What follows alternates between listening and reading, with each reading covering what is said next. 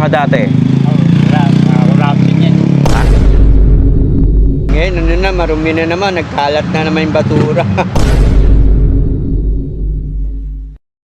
What's up mga kayon? Welcome back pa rin syempre dito lang sa Joe Malone TV. Tunay na balita, walang kinakampihan, sumasalamin sa katotohanan lamang. Hi sa lahat ng viewers ni Joe Malone TV ha. Oh, please subscribe and click the notification button ha. God first. What's up mga kayon? Welcome back pa rin syempre dito lang sa Joe Malone TV. Tunay na balita, walang kinakampihan, sumasalamin sa katotohanan lamang. Dito tayo sa District 2 Pampanga Market para mag-survey kung sino ang mayor ng mga batang tondo gagalangin sa 2025. Meron tayong 6 na choices o pagpipilian. Ito ay walang iba kundi syempre si Isko Moreno, Hanel Lacuna, Sam Versosa, Michael C. Mara Tamundong at Raymond B. o Raymond Bagaching. Yan ang mga choices natin dito sa Maynila na tatakbo next year sa 2025 bilang mayor ng Maynila. Alamin natin ang pulso ng tondo, kalahati ng tondo. At gagalangin dito sa Gagalangin Market District 2 at sa paligid o sa vicinity ng Gagalangin Market. At alamin natin ang pulso ng bayan ng Manileño. Maraming salamat mga kayo. Nabangan nyo ang ating vlog for today. Survey, sino ang darating sa mayor sa 2025 election? Versosa kami. Sam Versosa. Pwede ba malaman bakit tayo? Nakakatulong sa mahihirap eh. Nakakatulong sa mahihirap. Itong mga dati. Wala din yan. Ha? Urap. Yorme Isko. Yan, may nakatulong din yan.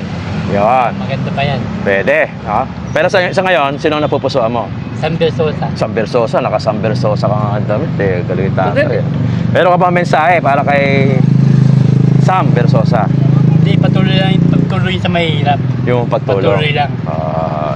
Doon sa mga hindi mo napili, ano masasabi mo? Wala naman. Wala naman. Basta ikaw, Sam Versosa ka. Alright. Thank you, kuya. Tama tayo.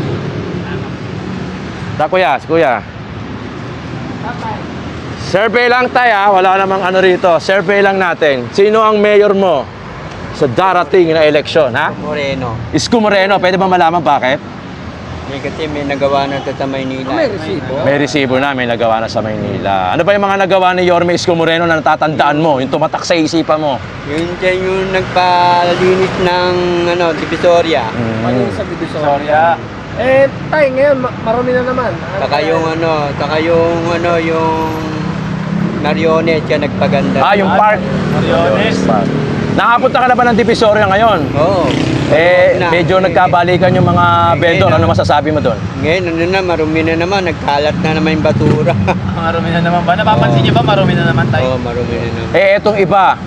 Wala ka ba natitipuan dyan? Wala. Solid pala si Tatay Isko. Moreno kami lang. Laging nanonood sa amin yun, Tay. Baka mayroon kami mensahe, i-message mo na. Laging nanonood sa amin si Yorme. Masasabi ko kayo. Rekta mo kung ano gusto mo sabihin. Suporta mo, yan.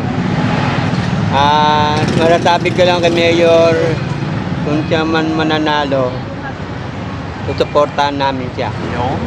Alright, thank you. Napakaganda sagot natin. Maraming salamat, Tay. Thank you so much. Okay.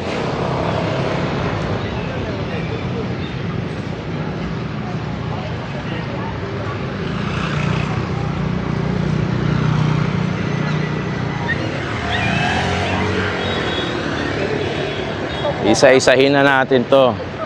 Ayaw maniwala, di ba? Pag may isang nasa mag-tiktok natin doon, isang Versosa binubura.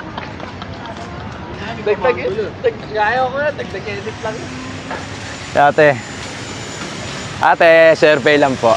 Konting survey lang. Hingi lang kami ng konting panahon mo. Kung halimbawa ngayon ang botohan, sino ang pipili mo bilang pagka-mayor ng Maynila? Ayun ang mga choices natin. 6 lang yan. Kayang-kaya mo yan. Siguro si Yorme pa din. Yorme pa din. Pwede ba malaman bakit? Kasi kagaya niyan, yung pandemic, nasubukan siya, di ba? Subok na, kumbaga. Yun naman din po. Kaso lang yun, kagaya niyan, nalinis din naman yung Maynila nung nakaupo siya. Halimbawang manalo ulit si Yorme sa susunod na taon. Next year. Siguro, Ano naman yung gusto mong iparating sa kanya? maging dito maging maluwag sa vendor, kagaya ko. Kasi kagaya niya, wala naman akong ibang inaanuhan. Pinagkakakitaan. Yung kagaya may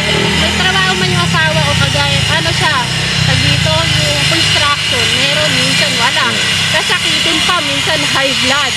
Kaya yun, yung parang maging maluwag. Kung halimbawa, mag-ano man sila sa mga kalsada, maglinis, yung parang maging ano din, maging fair na makapaghanap buhay pa rin yung mga kagaya namin. Na mababa lang yung kita, ganun po. Kasi kagaya niya, pag walang mga pasok, mga bata, wala din kaming ano, kita.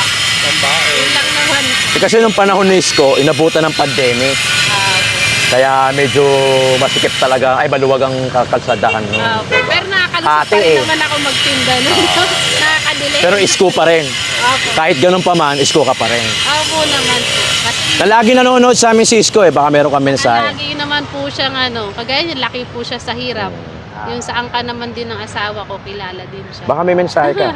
Yun lang po, good luck naman lang din sa pag-ano, tag dito sa halalan sa sunod Hala, na next taon. year. Mensahe mo sa mga makakalaban niya. Yan. Good luck Good lang din, luck, God ayun. bless, saka yun.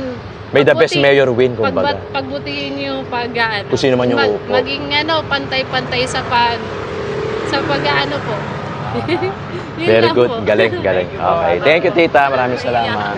Ikaw, tay. Doon na Baka- lang kinanay, ayun o. Ha? Hindi, ikaw. Ito. Hindi, tay. Baka tanong mo lang, tay. Sino napupusuan mo dyan? Baka may napupusuan ka. Wala naman tama o maling sagot dyan. Si Mayor Isko. Yun, no? Pwede ba malaman bakit? Marami siya nagawa dito sa ano, lalo na nung ECQ. Yung pandemic yung natin. pandemic. Yung mga highway natin dyan sa may bandang port area. Road 10. nagkaroon ng ilaw. Yung Road 10. Tsaka, hindi niya pinabayaan yung mga ano, senior. Yun. Yun ang mga ano dyan. Mga ayu-ayuda. Ayuda. Kahit hindi ano yata dito, naka-registro dito. Basta nasa tundo, bibigyan. Ito naman tayo, halimbawa manalo ulit si Yorme, ano naman yung gusto mong sabihin sa kanya na baguhin dito sa lugar ng... Dito? Ano ba to? District 2. 173. Ng District Buong 2. Maynila na. Sige. Pwede. Dapat Para linisin nila yung pangkala. kalye. Linisin ulit. Pasensya na sa mga vendor, dapat malinis talaga yung kalye. Dapat, kung nasa bangketa sila, meron silang pwesto. Para malinaw, para walang hulihan, Kahit guhit-guhit, walang no? kotong-kotong. Oo. Diba? Kasi Yung dapat, nagiging- katulad nung dating ginawa niya, diba? Luminis naman yung Divisoria. Ngayon, dumumi ulit. Saka Dumumi ulit. dadami mandurukot, dadami masama loob. Nakapunta na po ba kayo ngayon sa Divisoria? Taga-tundo ko to. Ayun. Pero Dito ako nagbisita na po kayo ngayon doon. Ngayon, hindi pa sa ngayon. Pero nung dati kasi nakita ko. Pero may mga tent na daw. Ano masasabi mo doon? Alin? Along Divisoria, saka... Hindi, Recto. Recto, Dagupan. May mga tent na. Ano masasabi mo doon? Bilang taga-tundo ka rin lang. taga-tundo, tent. May bayad ba yun? Meron. Mga vendor. Yung mga nangungutong, nandun pa rin. Yun ang di natin masasabi. Diba? Oo. Dapat kung sa City Hall may ticket, sa City Hall mapupunta. Yes. Sa parking lang, makikita mo, di ba? Manin rin parking. Galing si Totoo tatay. nga lang, dapat walang parking, walang bayad ng parking. Ay, nagkaroon. Di ba? Kasi Galing. kalye yun. Laging nanonood sa amin si Public. Yorme. Tetay, Oo. baka meron kang mensahe sa kanya. Sabihin mo na. Gusto ko siyang ma-meet ng personal. Dahil Yeah. may binigay ako sa kanya, hindi ko alam kung nakarating. Yun lang mga gustong malaman dahil sa tao ko niya binigay. Gusto ko lang malaman kung nakarating yung bigay namin ng anak ko. Ayun. Yeah. Alright. Ayun. Thank you, Tay. Maraming Okay. salamat po. Aba, thank you. Oo nga, ano pangalan? Anong pangalan niya, Tay? Luisito Bernardo. Luisito Bernardo. May binigay daw siya kay Yorme. Kaso sa tao, gusto lang malaman. Sa tauhan niya. Sa tauhan na. Gusto lang malaman ni tatay kung nakarating. Kung ano naman yung binigay. Alright, thank you, Tay. Maraming salamat. Lagi nanonood sa atin yun. Thank you. Tunay na balita walang kinakampiyan, sumasalamin sa katotohanan lamang.